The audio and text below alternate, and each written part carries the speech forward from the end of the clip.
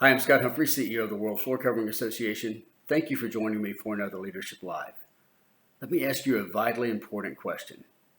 Why do you do what you do? It sounds like a simple question, but the answer to that question can radically transform your life. In 2002, Rick Warren's book, The Purpose-Driven Life, was published.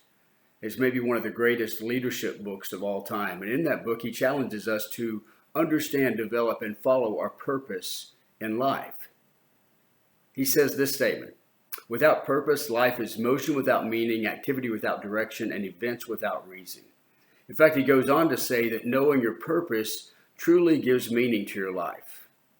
I've known so many leaders who go into a new environment where leadership is necessary, but before evaluating what needs to be done, they mess everything up just so they can fix it.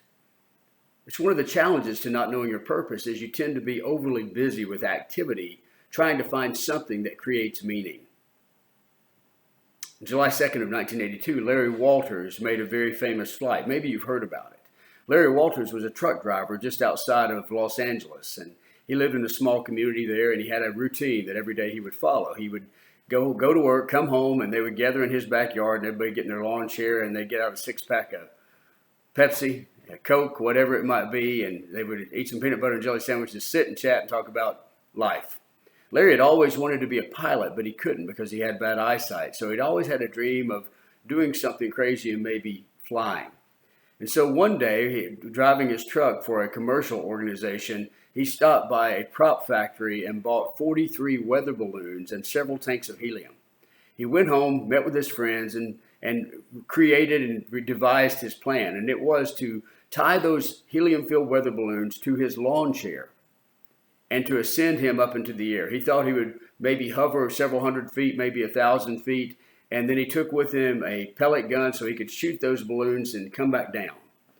And so the plan looked great. By the way, if you ever have a plan like that, I can assure you one thing: your friends will think it's a good one. Oh yeah, you do that, Larry. I think that's awesome. But they would never try, and Larry had a lifelong dream. And so one day he did it. And they cut one of the ties that held him down, and the other tie that was supposed to hold him down was supposed to be able to secure 550 pounds of weight, and it snapped in a second because of the power of these helium-filled weather balloons.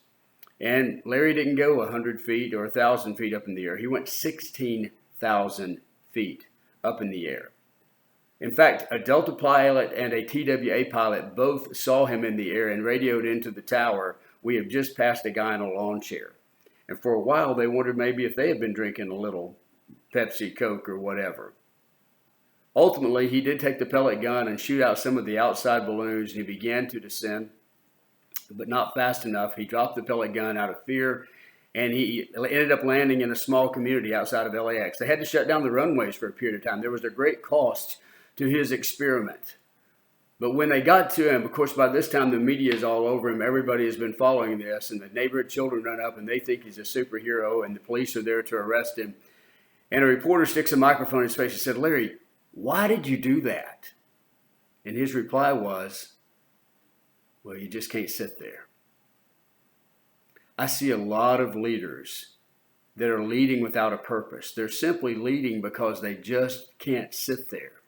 I challenge you to find the purpose for your life. Listen, when your goals align with your beliefs and your values, then you have found the purpose for your life.